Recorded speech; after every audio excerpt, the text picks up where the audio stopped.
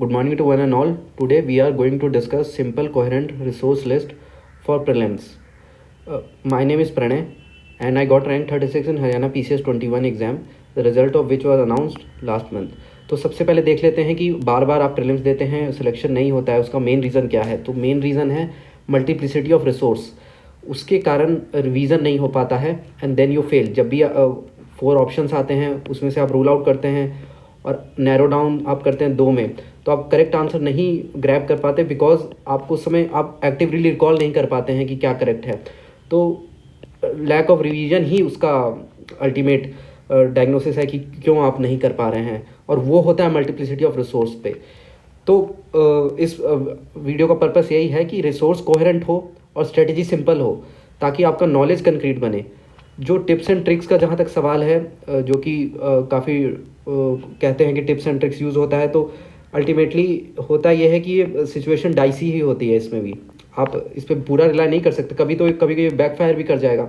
तो अल्टीमेट है कि it will be knowledge that will be use, तो you have to have the concrete knowledge.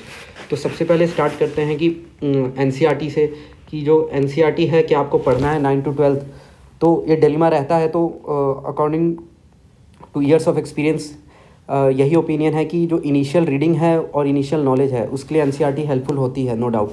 और जो फैमिलियरिटी है विद सब्जेक्ट पे वो भी हो जाता है। कोई सब्जेक्ट है जो आपको आपके ईयर से छूटा हुआ है, बहुत सारा छूटा है, उससे फैमिलियरिटी भी हो जाती है। और जो मार्केट में फियर ऑफ मिसिंग आउट की भावना होती है कि हाँ ये नहीं पढ़ा तो सिलेक्शन नहीं होगा, वो भी टैकल हो जाता है। बट इन सबसे ज़रूरी है कि अगर आपने एनसीईआरटी पढ़ा है तो, और नहीं पढ़ा है तो अगर आपने पढ़ा है तो वेल एंड गुड है, लेकिन अगेन इसका जो कंटेंट है दैट इज सब्जेक्टिविटी है उसमें, तो आपको ऑब्जेक्टिफाई करना होगा ताकि एक जगह आपके पास फैक्ट्स हो, एक जगह आपके पास नॉलेज हो, जो आप मल्टीपल टाइम रिवाइज करके ऑर्गेनिक एसोसिएशन बने आपके ब्रेन के साथ और आप वो एक्टिवली रिकॉल कर सकें। तो you need to process it, you need to objectify it. अगर आपने नहीं पढ़ा है तो नो इशू है, you can directly skip to reference books. ये कहने का तर्क ये है कि देखिए जो भी ज़्यादातर क्वेश्चन आते हैं एनसीईआरटी से वो सॉल्व हो जाते हैं रेफरेंस बुक से। बहुत रेयर ऐसा होता है कि एनसीईआरटी में कोई क्वेश्चन ऐसा हो जो सिर्फ एनसीईआरटी से ही सॉल्व हो रहा है। तो और ये भी है कि एग्जामिनर अगर कोई क्वेश्चन एनसीईआरटी से बनाता है तो वो तो इंश्योर कर लेगा कि वो क्वेश्चन एनसीईआरटी से है, लेकिन वो ये इंश्योर नहीं कर सकते हैं कि वो किसी बुक में ना हो। उसके लिए तो उनको 10 किताब वो करनी पड़ेगी, तो that is not practically possible. तो सजेशन यही है कि you can go to reference book. देखिए हर किसी चीज़ का रिस्क बेनिफिट होता है, कोई भी चीज़ परफेक्ट नहीं होती है। तो हम बेस्ट यही देखते हैं कि जिसमें best scenario of risk benefit हो। तो अल्टीमेटली यही है कि देखिए आपको बेस्ट रिस्क बेनिफिट सिनेरियो को ही लेकर चलना होगा, जिसमें रिस्क कम हो और बेनिफिट सबसे ज़्यादा हो। तो इस वीडियो का देखिए मकसद ये है कि आपको एक चीज़ समझनी होगी यहाँ पर, कि जैसे एक टावर है, टावर का एक मैक्सिमम हाइट होता है, उसके ऊपर उसकी हाइट बनाएं तो that is not architecturally feasible, वो गिर जाएगा। तो एक आपको मैक्सिमम नॉलेज आपको डिसाइड करनी होगी अपने माइंड में कि ये मेरी मैक्सिमम नॉलेज है, इसके ऊपर नहीं जाना, इसके ऊपर जाने से मेंटल डायरिया होगा, एंग्जाइटी होगी, कुछ नहीं होगा। तो वो आपका मेन रेफरेंस बुक का काम करेगा। और जो टावर होता है जहाँ स्टैंड करता है, that will be the base, that is a minimum, कि मिनिमम नॉलेज। तो वो मिनिमम नॉलेज हम देखेंगे कि क्या है, कितना होना ही चाहिए। उसके बाद जो प्रैक्टिस एमसीक्यूज़ आप करते हैं वो पढ़ने के जस्ट बाद, तो जो भी आप प्रैक्टिस एमसीक्यू करते हैं that adds a pillar that supports the structure.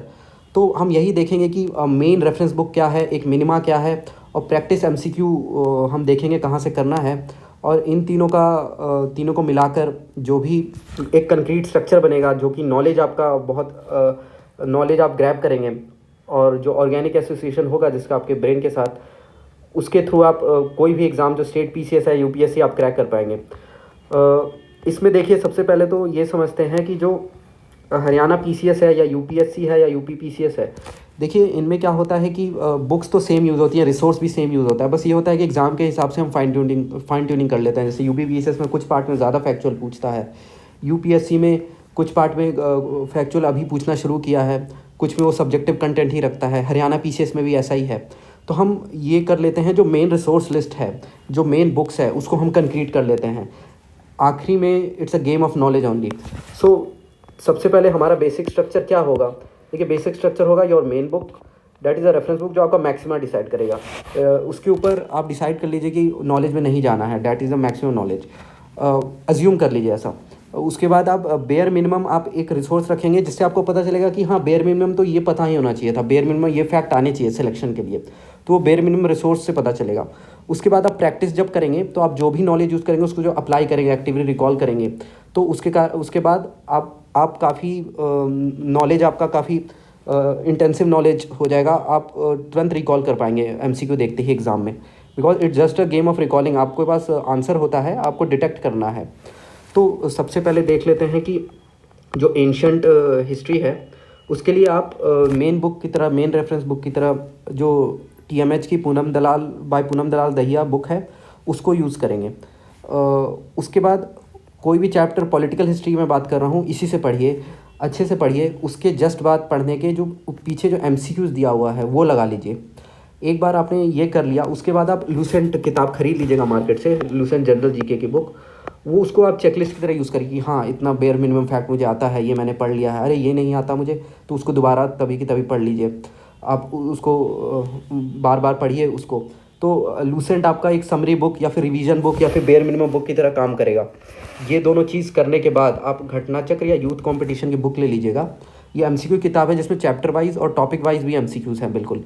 तो ये बुक लीजिएगा, लेकिन इसमें से आपको सारे एमसीक्यूज़ नहीं करने।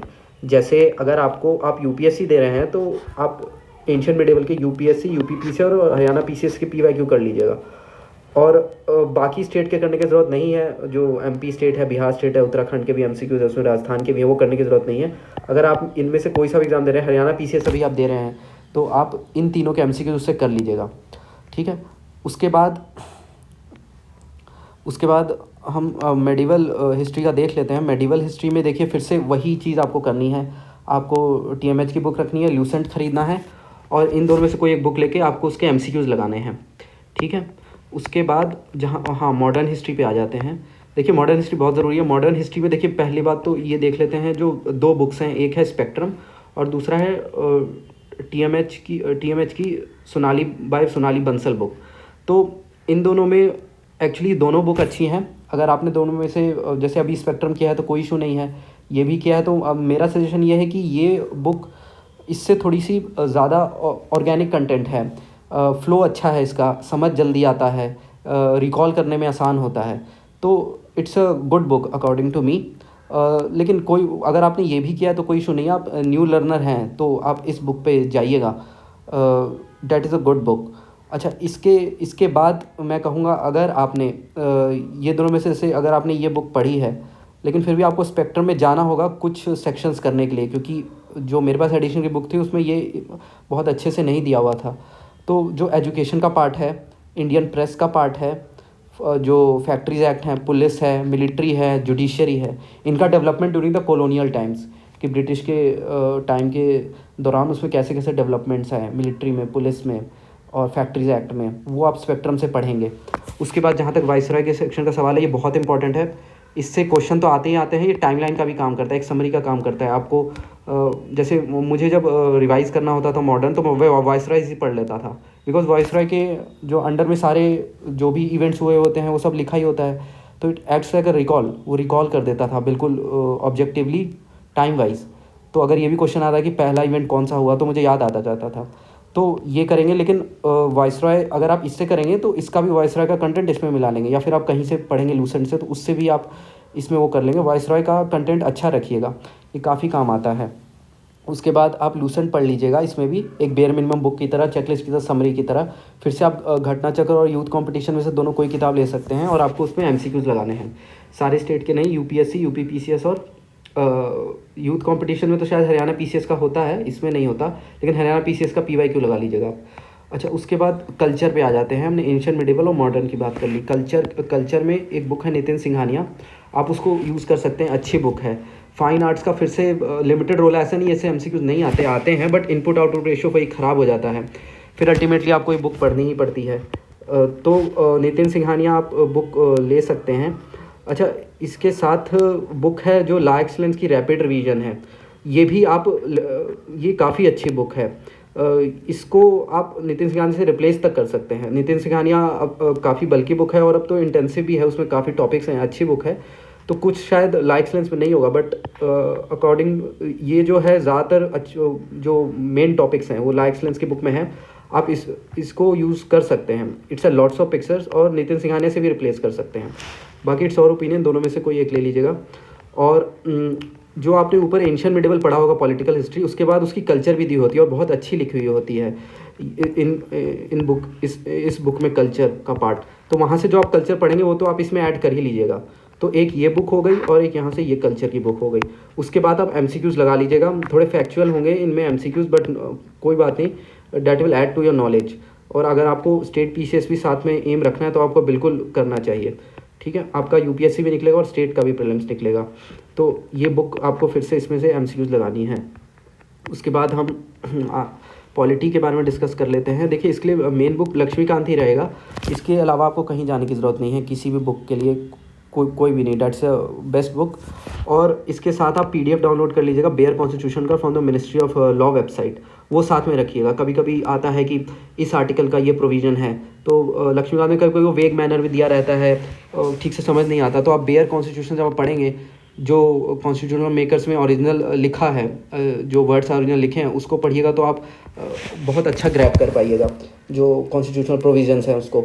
तो लक्ष्मीकांत रखिएगा और फ़ोन में इसकी पीडीएफ रखिएगा। जैसे ही उसका कोई प्रोविज़न आए तो जल्दी से निकाल के पढ़ लिया, ऐसे करिएगा। उसके बाद इसमें भी जो रैपिड रिवीजन है बेयर मिनिमम की तरह, लॉ एक्सीलेंस का रैपिड रिवीजन आप यूज़ कर सकते हैं, लेकिन लक्ष्मीकांत से आपका हो जाएगा काम। हाँ, कुछ चीज़ें इसमें हैं, जैसे काफ़ी, जैसे कॉन्स्टिट्यूशनल नॉन कॉन्स्टिट्यूशनल बॉडी की को टेबल के फॉर्म में दिया हुआ है, तो काफ़ी यूज़फुल होगा आपके लिए। तो चेकलिस्ट की तरह आप इस बुक को बिल्कुल यूज़ कर सकते हैं। उसके बाद जो घटना चक्र यूथ कंपटीशन का, इसका लिमिटेड रोल कहूँगा मैं इसमें, क्या कहते हैं, पॉलिटी के लिए, क्योंकि क्योंकि इसमें जो क्वेश्चंस होते हैं कभी फैक्चुअल हो जाते हैं, वो इतना हम ग्रैब नहीं कर पाते हैं चीज़ों को फैक्चुअल नॉलेज से, क्योंकि पॉलिटी थोड़ा अंडरस्टैंडिंग का सब्जेक्ट है। तो इसके लिए बेटर होगा कि आप किसी यूपीएससी के साइट से स्टैंडर्ड कोचिंग मटेरियल के एडवांस जो सेक्शनल टेस्ट होते हैं वो कर लीजिए, बेसिक वाले नहीं, एडवांस वाले, लक्ष्मीकांत पढ़ने के बाद।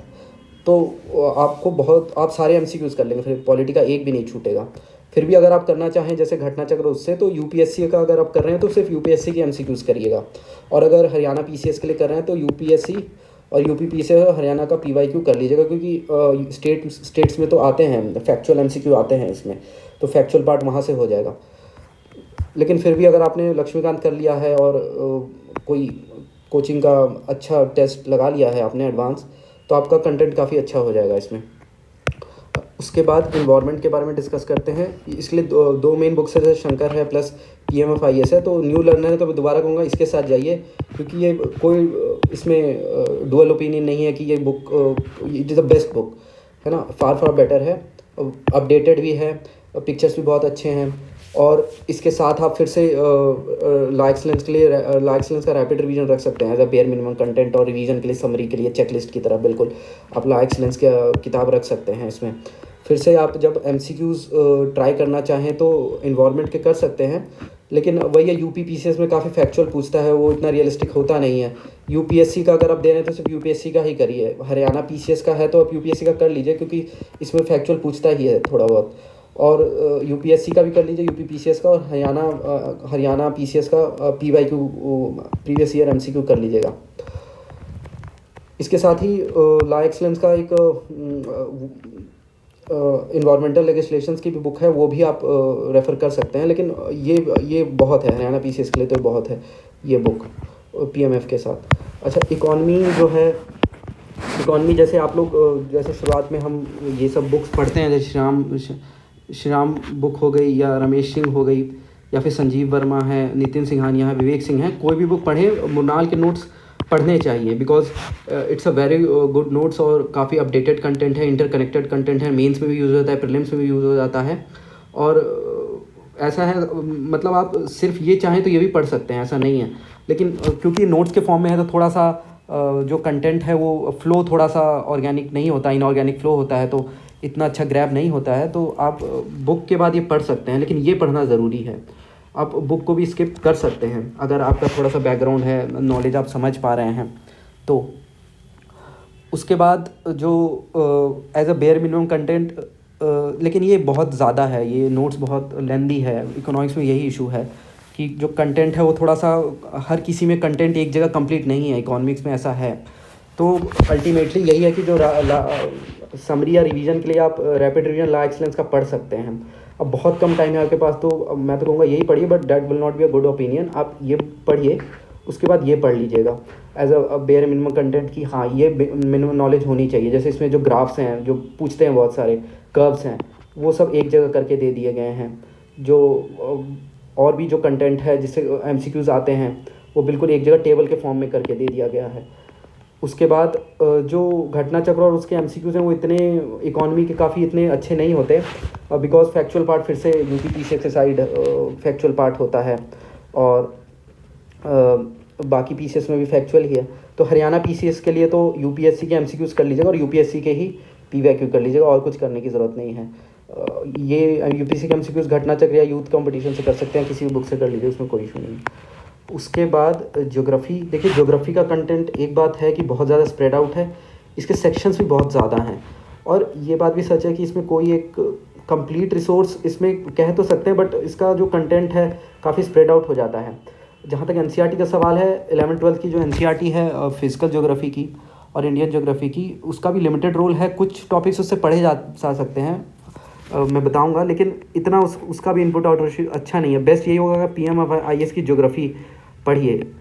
इट्स अ बल्कि बुक, कोई ऐसा भी कहते हैं कि it's a for optional, but question इसी से सॉल्व होते हैं जनरल स्टडीज़ के, मेंस के या प्रीलिम्स के, और ये आपको पढ़ना चाहिए। इसमें कंटेंट अच्छा है, आप थोड़ा टाइम लगा के पढ़िए, कोई इशू नहीं है, क्योंकि इससे आपका सारा कवर हो जाएगा। बहुत ज्योग्राफी बहुत बड़ा सब्जेक्ट है, लेकिन ऑलमोस्ट 360 डिग्री कवरेज ये दे देगा बुक आपको। उसके बाद आप मैपिंग पे आ सकते हैं। मैपिंग के लिए देखिए, मैपिंग बहुत ज़रूरी है, प्रीलिम्स में तो बहुत ज़रूरी है। मैपिंग के क्वेश्चन ज़्यादा आते हैं, और जो टेक्सचुअल क्वेश्चन है इतने नहीं आते हैं। तो अब मैपिंग आप प्रेम पटेल से करिएगा, ट्रेडिशनल बुक है, अच्छी बुक है। थोड़ा सा इसका जो कंटेंट है काफ़ी ऑथेंटिक है, जो रिटन मैटर है बहुत ऑथेंटिक है। बाकी जो मैंने एमसीक्यूज़ के बहुत सारे बुक्स देखे, उसमें जो मटेरियल होता है वो ऑथेंटिक नहीं होता है, उसमें डिस्क्रिपेंसीज होती हैं, तो इरिटेटिंग हो जाता है। फिर ये अच्छा है, इसमें जो मैप है थोड़ा सा रहेगा कि पॉलिटिकल बाउंड्रीज उसकी नहीं बनी हुई होंगी, कार्व्ड आउट नहीं होंगी, जो मेरे एडिशन में है वो उसमें तो नहीं है। तो उसमें क्या करिएगा, थोड़ा सा आप ही अपने तरफ से फाइन ट्यूनिंग कर लीजिएगा, थोड़ा सा करना पड़ेगा। अभी तो मेरे नॉलेज में नहीं है इससे अच्छी कोई बुक है, तो अगर होगा तो आई विल इन्फॉर्म। उसके बाद आप इसके साथ मैपिंग के लिए ही पीएमएफआईएस की लोकेशन बेस्ड फैक्टर्स वाली जो रिसोर्स है उसको यूज़ करिएगा। ये दोनों आप मिक्स कर लीजिएगा तो मैपिंग का काफ़ी अच्छा कंटेंट बन जाएगा। उसके साथ ही वर्ल्ड मैपिंग जो है ये काफ़ी इरिटेटिंग रहता है वर्ल्ड मैपिंग, और इसमें जो है सजेशन यही है कि आप एक एटलस तो देखिए रखना पड़ेगा, और एक आप गूगल अर्थ भी यूज़ कर सकते हैं। लेकिन अल्टीमेटली यही है, इसका जो मटेरियल है अगेन स्प्रेड आउट है। इसका जो पीएमएफआईएस का मटेरियल है वर्ल्ड मैपिंग का, लोकेशन बेस्ड जो उनका रिसोर्स मटेरियल है वो यूज़ कर सकते हैं आप, वो अच्छा बनाया है। बट फिर भी पूरा कंटेंट तो नहीं है। इसमें बेस्ट यही रहता है कि देखिए एटलस से थोड़ा पढ़ लीजिए, और जो जो करंट में हो रहा है यूट्यूब से वीडियोस बहुत सारे लास्ट ईयर के भी पड़े हुए हैं लोकेशन बेस्ड न्यूज़ के, वो देखिए, वो पढ़िए, खुद एटलस में जाकर ढूंढिए, खुद थोड़ा सा नोट्स बना लीजिए, और फोकस एशिया, मिडल ईस्ट और अफ्रीका पे ही रखिएगा। यूरोप के और इतना अभी यूरोप के और नॉर्थ साउथ अमेरिका का इतना न्यूज़ नहीं पूछता है। तो जो अभी करंट अगर न्यूज़ में कुछ है तो वो ज़रूर पूछेगा, लेकिन अल्टीमेटली आपको इन 3 पे ही फोकस रखना है। Europe, north America, south America में कुछ अगर सिग्निफिकेंट हुआ है तो ज़रूर कवर करिए उससे। उसके बाद साइंस एंड टेक्नोलॉजी का यूपीएससी में तो लिमिटेड रोल है, इतना क्वेश्चन बहुत ज़्यादा टेक्निकल नहीं आता है। हाँ, हरियाणा पीसीएस में थोड़ा कस्टमाइज़ आपको तैयारी करनी पड़ेगी।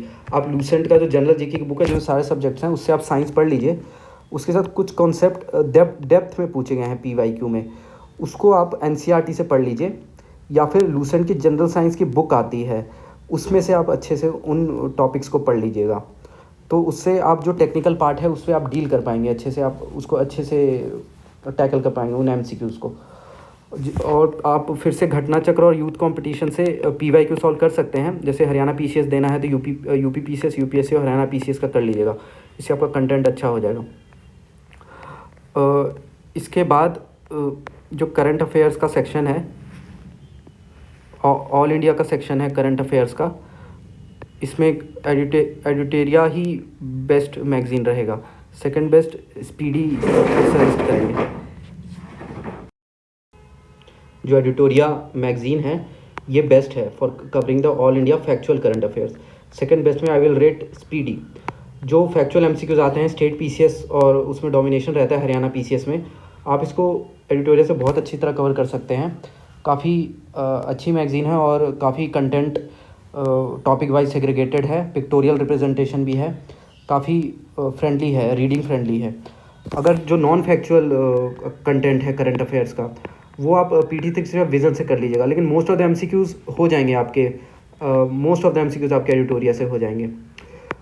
उसके बाद जो हरियाणा स्पेसिफिक करंट अफेयर्स है, देखिए इसका रोल ये स्किप किया जा सकता है, इसका लिमिटेड रोल है, मैंने तो स्किप कर दिया था। आप किसी भी आखिरी में कोई भी कोचिंग का कंपाइलेशन आएगा या कोई भी और कंपाइलेशन आएगा आप उससे पढ़ सकते हैं, या फिर आप गूगल पे भी टाइप करिएगा हरियाणा स्पेसिफिक, तो बहुत सारे वेबसाइट्स पे आता है मंथली करंट अफेयर्स, यूट्यूब पे भी आपको मिल जाएंगे। बट इसका इनपुट आउटपुट रेशियो इतना अच्छा नहीं है, तो ज़्यादा इसमें टाइम इन्वेस्ट मत करिएगा। उसके बाद है हरियाणा जीके का पार्ट है, इससे मैक्स टू मैक्स 3-4 क्वेश्चन आते हैं, इससे ज़्यादा नहीं आएंगे। इसके लिए बेस्ट बुक बस एक ही है, know your state Haryana, that's it. उसके अलावा आपको कोई बुक नहीं लेनी है इंग्लिश मीडियम में। और जो इकॉनमी और इकॉनमी सर्वे ऑफ बजट है ये आप कर सकते हैं। जैसे बजट से आप जो की इकोनॉमिक मैक्रो इकोनॉमिक इंडिकेटर्स हैं उसको लिख लीजिए खुद ही, जैसे जीडीपी हो गया, फिजिकल डेफिसिट हो गया, रेवेन्यू डेफिसिट हो गया, या फिर जो टारगेट्स हैं फिजिकल डेफिसिट के और जो पहले थे वो सब, और जो बहुत सारे सेक्टर्स को कितना एलोकेशन हुआ है वो सब लिख लीजिए।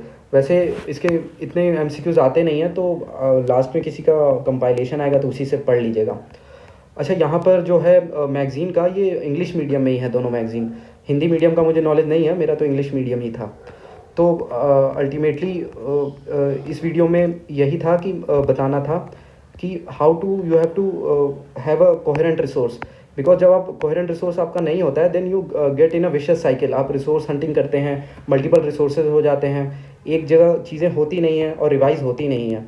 तो बेस्ट यही रहेगा कि you have to objectify your resource and give multiple revision.